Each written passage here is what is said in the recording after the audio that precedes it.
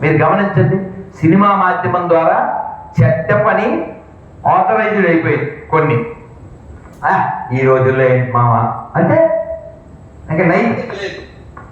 నైతికత అంటే అదేదో ఏంట్రా ఇంకా అంటే వాడు లో క్లాస్ అన్నమాట. పాపం మొన్న వరంగల్లో కుర్రోడు నా దగ్గరికి వచ్చి, యంగ్ బాయ్, గురూజీ నేను ఏమన్నా చెబితే నన్ను ఏదో వెరైటీగా చూస్తున్నారు అని బాధపడుతున్నాను. అంటే వాడు మంచి చెప్పినా ధర్మం చెప్పినా ఎవరు బయట వాళ్ళు కాదు, మనోళ్ళు.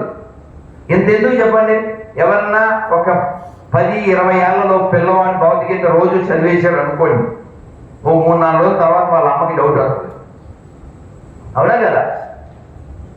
అవునా కాదా? మాకు ఎన్ని కంప్లైంట్లు వచ్చినాయో. వాడు ఫోన్ చేస్తాడు, లేదా వాడు వచ్చి చెప్తాడు, గురూజీ ఇంట్లో ఎంకరేజ్మెంట్ లేదు. నువ్వు మంచి పని చేస్తావు నేను అంటాను, ఇంట్లో ఎంకరేజ్మెంట్ లేదు. నీకు అప్పుడే భౌతికత ఎందుకురా? ఎవరు? వాళ్ళ అమ్మ. నీకేం పోయే కాలం వచ్చిందిరా, ఇంకా చాలా వయసు ఉంది కదరా. ప్రహ్లాదుడు ఏ వయసులో నేర్చుకున్నాడు భక్తి? ఏ వయసు? కడుపులో ఉన్నప్పుడు నేర్చుకున్నాడు. అందుకని మనం వచ్చే తరం మీద దృష్టి పెట్టండి, దేవాలయాల మీద దృష్టి పెట్టండి. వీలైతే విద్యా సంస్థలు నెలకొల్పడమో, ఉన్న వాటిని టేక్ ఓవర్ చేయడమో, మన అండర్లో ఉండే వాటి ద్వారా హిందువుల్ని ఎడ్యుకేట్ చేయడమో చేయాలండి. అరే వేరే దేశం వాళ్ళండి, నాకు జరిగింది చెప్తున్నా. ఆటోలో వెనకాల కూర్చుని వెళ్తున్నాను సార్. ఎక్కడి నుంచి ఎక్కడికి? బృందావనం నుంచి రాధాకుండ్, చాలా గ్రేట్ ప్లేస్. ఏమన్నా బృందావనం వెళ్ళేలా చేయొద్దాం? వెళ్ళకపోతే వెళ్ళండి సార్. పోనీ వెళ్ళాలని అనుకోండి మనసులో. ఒకసారి మంత్రం చెప్పండి, హే కృష్ణ కరుణా సింధో దీనబంధో జగత్పతే గోపేశ గోపికా కాంత రాధాకాంత నమోస్తుతే తప్త కాంచన గౌరాంగి రాధే బృందావనేశ్వరి వృషభాను సుతే దేవి ప్రణమామి హరి ప్రియే హరే కృష్ణ. కొంచెం గట్టి నాకు బలం కోసం. హరే కృష్ణ హరే కృష్ణ కృష్ణ కృష్ణ హరే హరే హరే రామ హరే రామ రామ రామ హరే హరే. గోవిందా గోవిందా. మనం ఏమనుకుంటున్నామంటే మనం డీసెంట్గా ఉండాలి, నెమ్మదిగా మాట్లాడాలి. మనం మెంటాలిటీ రిజిడ్ అయిపోయాం. ఫ్రిడ్జ్లో పెట్టినట్టు, హిమాలయాల్లో ఉన్నట్టు. వాళ్ళు రోడ్డు మీదకి వచ్చి ఆక్యుపై చేస్తున్నారు. ఇవాళ మార్నింగ్ మేము తెల్లవారుజాము మంగళహారతికి వెళ్తున్నాం. ఎక్కడో చెట్టుకి లైట్లు పెట్టేశాడు. మీరు చూడండి, అది అమీర్పేట ఎక్కడో. ఆ లైట్ స్థానంలో త్వరలో చుట్టూ గోడ, తర్వాత అది బెకమే. అలా ఎన్నున్నాయి తెలుసా? కొన్ని వేరు. మనం ఉన్న గుళ్ళను కాపాడుకోలేము. వాళ్ళు అన్నీ అక్కడ. చివరికి సెక్యులరిజం ఎవరైనా డెఫినేషన్ చెప్తారని నేను బృందావనంలో ఏం జరిగిందో మళ్ళీ చెప్తాను. Anybody can define secularism. What is secularism? Anybody please. Kaush దా మైక్ ఇవ్వండి వాడికి.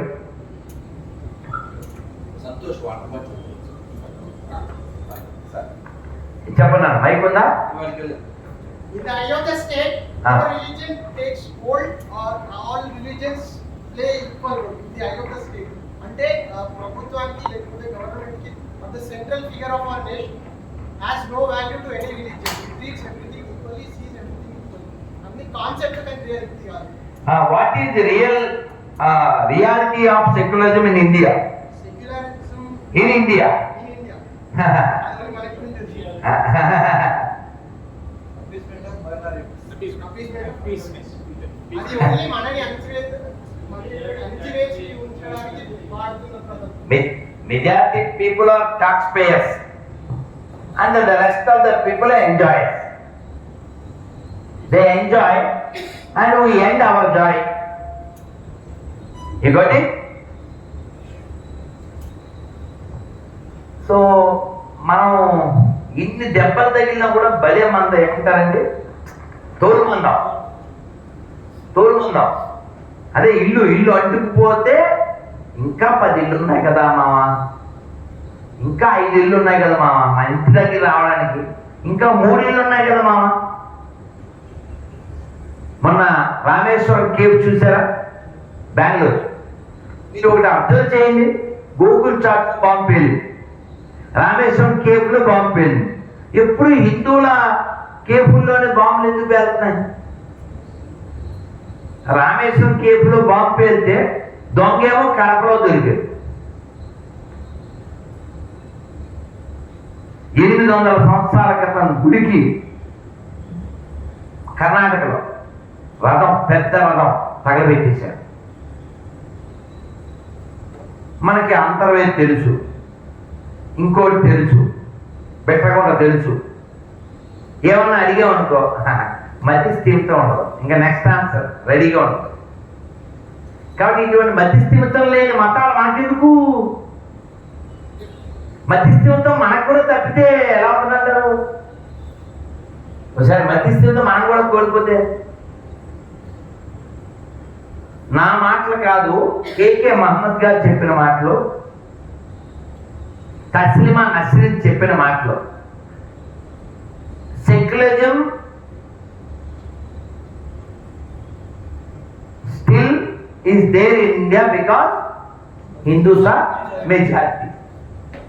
Once Hindus are minority, there will be no secularism, no constitution, only controversy.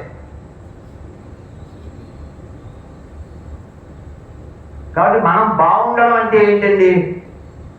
మనం భగవద్గీత చదవగలగడం, వినగలగడం, పబ్లిక్ గా గట్టిగా గోవిందా జై శ్రీరామ్ ఇవి అనుకోగలగడం. మనం ఇలా రూములో కూర్చునే గోవింద గట్టిగా చెప్పకపోతే, తిరుమల క్యూలైన్లో గోవింద చెప్పకపోతే, ఇంకా మనం ఇంకెక్కడ చెప్తాం? వాళ్ళు 5 సార్లు మనకు అక్కర్లేకపోయినా మైకులో చెప్తున్నారే. నేను ఇంటర్వ్యూలో అడిగాడు,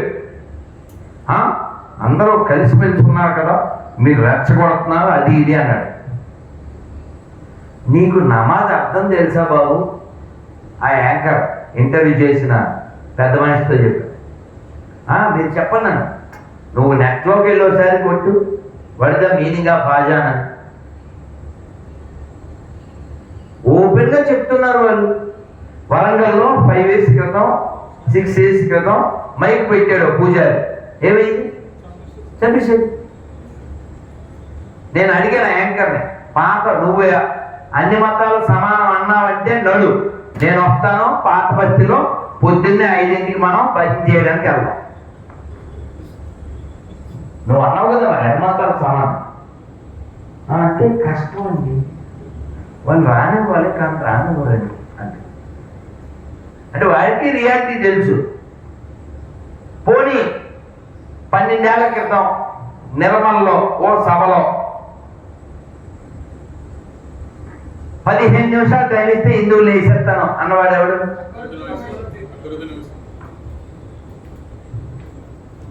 నేను అడిగాను నా ఇంటర్వ్యూలో, అది బహుశా ప్రోమో ఇవాళ వచ్చింది, బహుశా రేపు ఎప్పుడో ఫుల్ ఇంటర్వ్యూ వస్తుంది. నేను అడిగాను, ఉమ్మేస్తున్నారు రొట్టెల్లో, అన్నంలో, పానీపూరిలో, కొన్ని చోట్ల ఇది కూడా పోస్తున్నారు ఉప్పు లేదని, వీడియోలు కూడా వచ్చాయి, పళ్ళు కొరికి పోస్తున్నారు, ఇవన్నీ జరుగుతున్నాయి కదా, వీడియోలు వచ్చినాయి కదా అంటే అంతమంది మధ్యస్థిమితం లేని వారు చేశారు.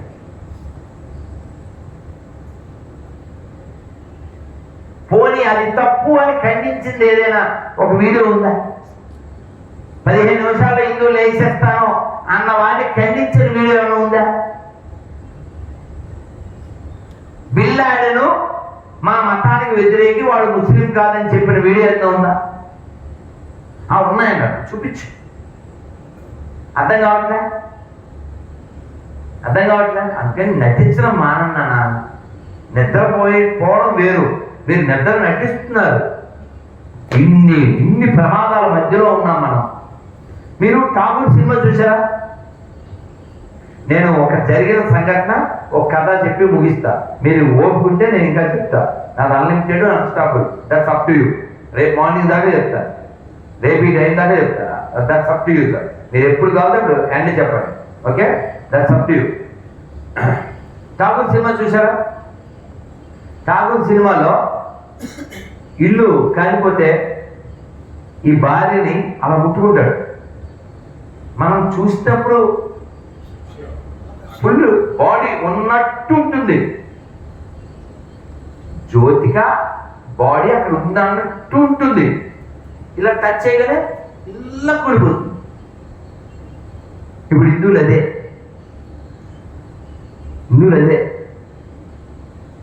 అందుకని మీరు లోపల మీ మెంటాలిటీ మారాలి. మనం గట్టిగా మాట్లాడకూడదు, ఇలా తీసుకుపోయి ఊరిని. మీకు తెలుసా, పెద్ద పెద్ద స్థాయిలో ఉన్నవాళ్ళు ఉత్తరాదిలో శిఖ పెట్టుకుని తిరుగుతారు. శిఖ అంటే పిలక.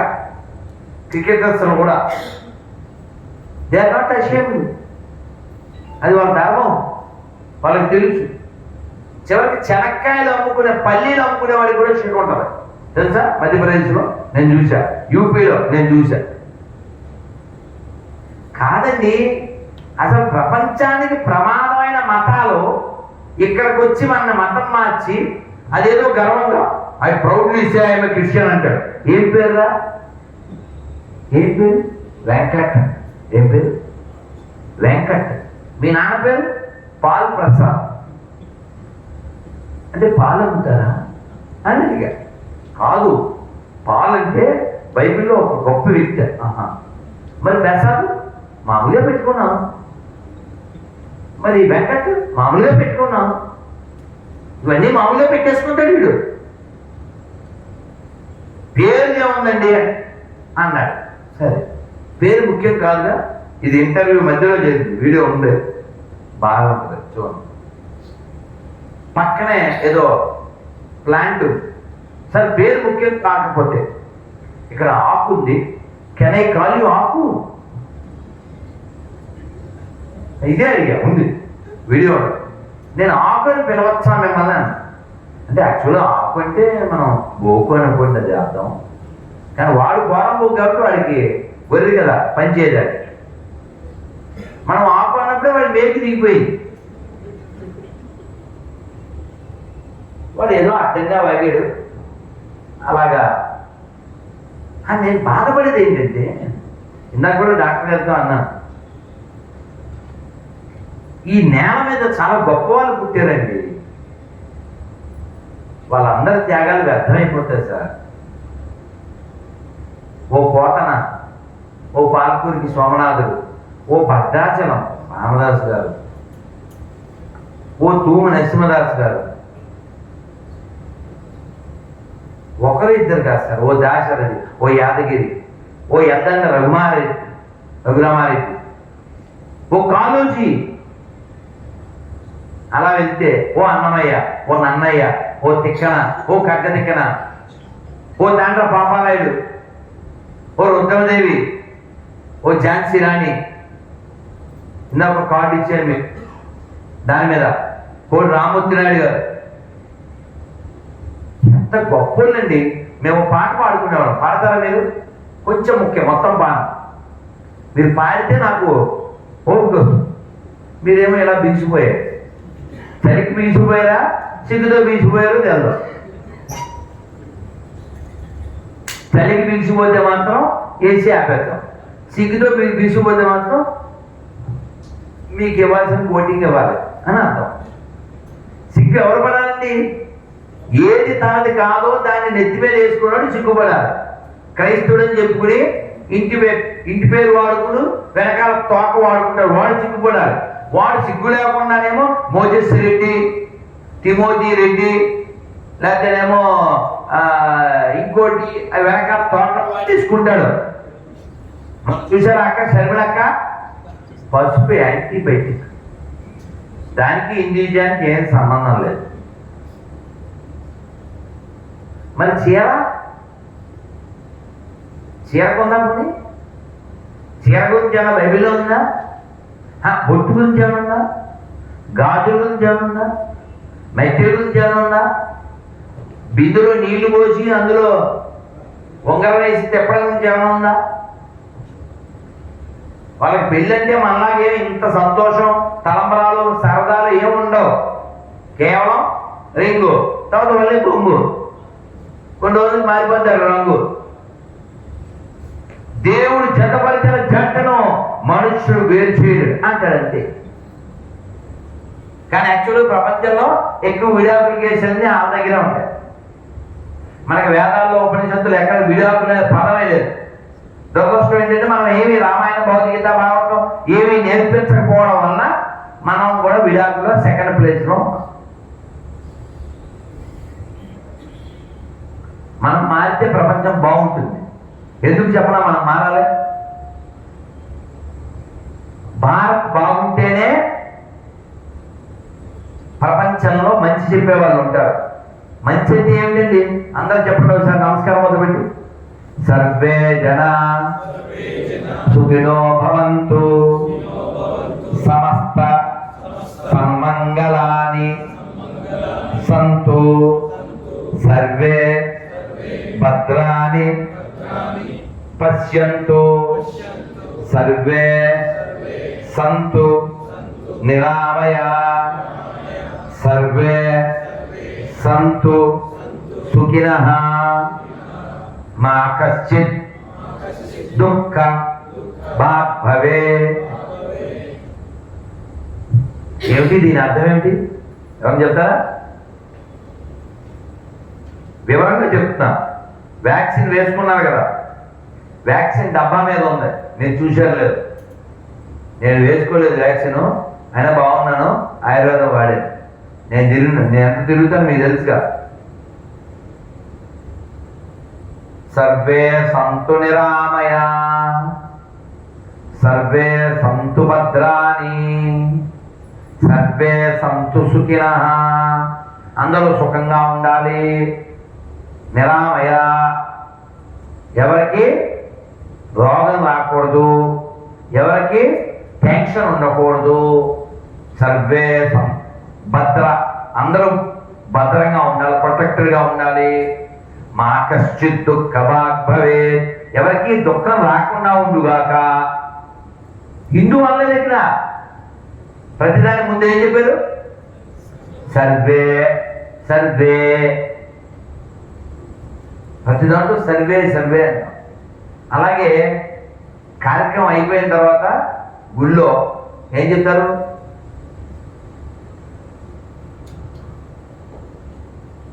గో బ్రాహ్మణేభ్యః శుభమస్తు నిత్యం, లోకా సమస్తా సుఖినో భవంతు, కాలే వర్షతు పర్జన్య, పృథివీ సస్యశాలిని, దేశోయం క్షోభరహితో, బ్రాహ్మణాః సంతు నిర్భయా. అంటే ఏమిటండి అర్థం? కాలే వర్షతు పర్జన్య, సమయానికి వానలు పడుగాక. పృథివీ సస్యశాలిని, పృథివీ అంతా సస్యశ్యామలంగా ఉండాలి. దేశోయం క్షోభరహితో, దేశంలో ఎక్కడ క్షోభ ఉండకూడదు. మరి లాస్ట్ది ఏంటండి డైలాగు?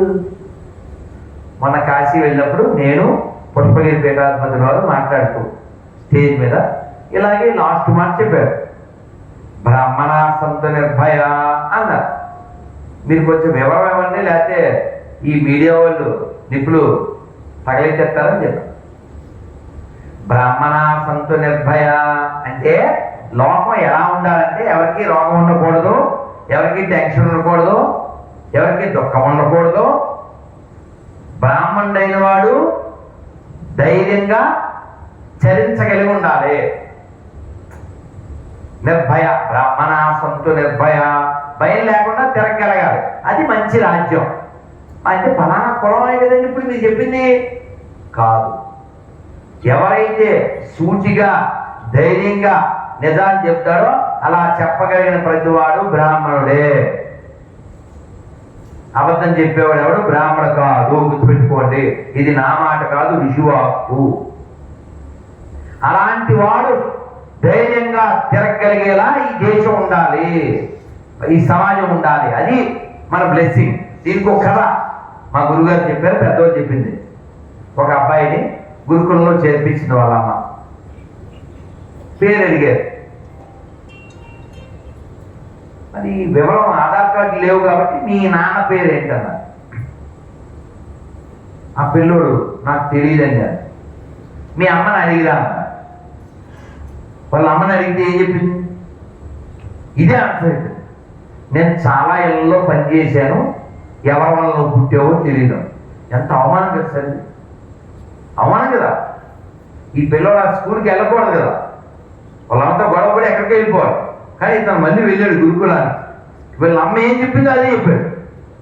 గురుగారు పొంగిపోయారు. ఏమిటా ఇంత అవమానం కదా, అయినా నిజాన్ని చెప్పావు కదా, నువ్వు నిజమైన బ్రాహ్మణువి, నేను నీకు విద్య నేర్పిస్తా. Today onwards you call your addressed as Jabali Satyakama. పేరు పెట్టారు. ఆ పిల్లవాడి పేరు జాబాలి, కానీ వాళ్ళ గురుగారే అవార్డు ఇచ్చారేంటి? సత్యకామ, సత్యాన్ని నిర్భయంగా చెప్పినవాడా. అది సార్ ఈ నేల. ఒక్క అబద్ధం ఆడితే హరిశ్చంద్రుడు సుఖపడేవాడు సార్. ఎన్ని సలహాలు ఇచ్చాడు సార్. నక్షత్రకుడు కానీ విశ్వామిత్రుడు కానీ వంగాడే సార్. ఆయన వంగితే మనం మాట్లాడుకుంటాం. అందుకని అలాంటి గొప్ప వాళ్ళు పుట్టిన నేల. ఒకరా ఇద్దరా సార్? నేను మీతో పాడిస్తాననే ఆ ఒక్క మొక్క చెప్తాను, చెప్పండి. కవులు గాయకులు, కవులు గాయకులు నిస్వార్థ నాయకులకే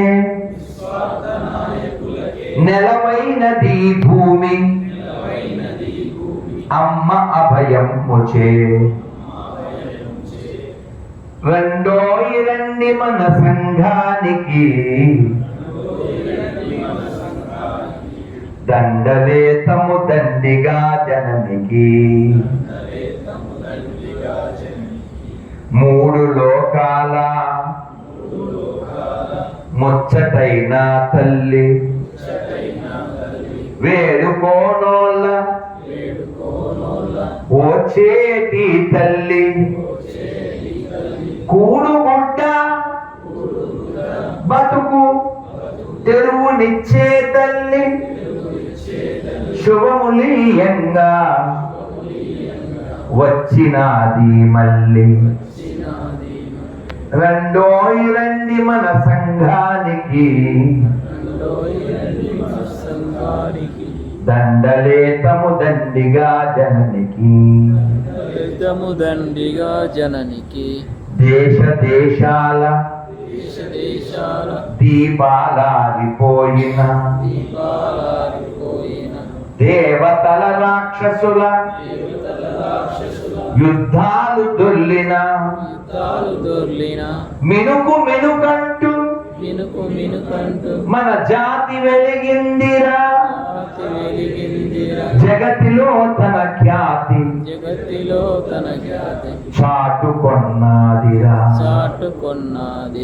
రెండోయి రండి మన సంఘానికి, దండలేతము దండిగా జననికి. భారత్ మాతాకి. ఈ అర్థమైందా? ఎప్పుడుదో తెలుసా నేను నేర్చుకున్నది? మా ఇంటి మేడ మీద 92లో దేశపాండే గారు ఈ గీత్ పాడితే నా శరీరం రోమాంచితమై నేను ఇంట్లో ఉండకూడదు, భరతమాత పిలుస్తుంది అని పారిపోయాడు. వెళ్ళిపోయిన అనలేదు, నేను విన్నారా? పారిపోయాడు. మా నాన్నగారు కనిపెట్టి వచ్చేసాడు.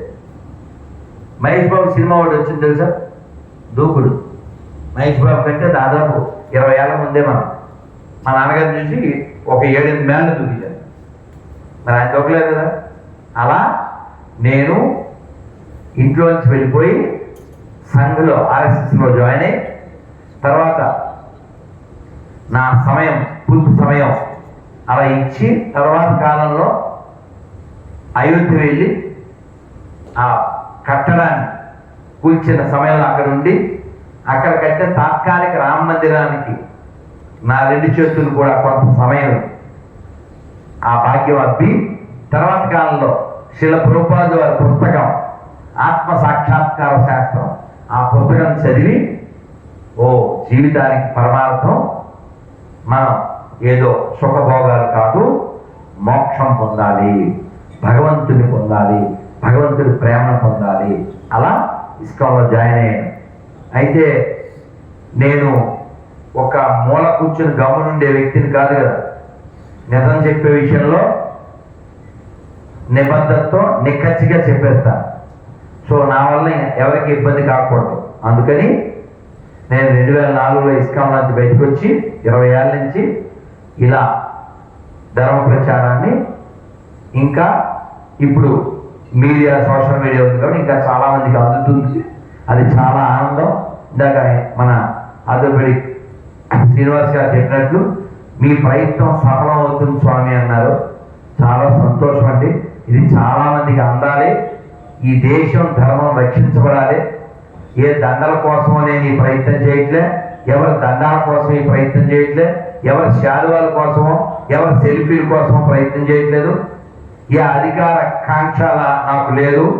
హిందువులంతా కలిసి ఉండాలి, హిందుస్థాన్ బలంగా ఉండాలి, దేవాలయాలు రక్షించబడాలి, గోమాతలు రక్షించబడాలి, అందరూ మళ్ళీ పునర్వైభవాన్ని పొందాలి, భారత్ ప్రకాశించాలి. దీనికోసమే నా ప్రయత్నము, నా ఆరాటం, నా పోరాటం.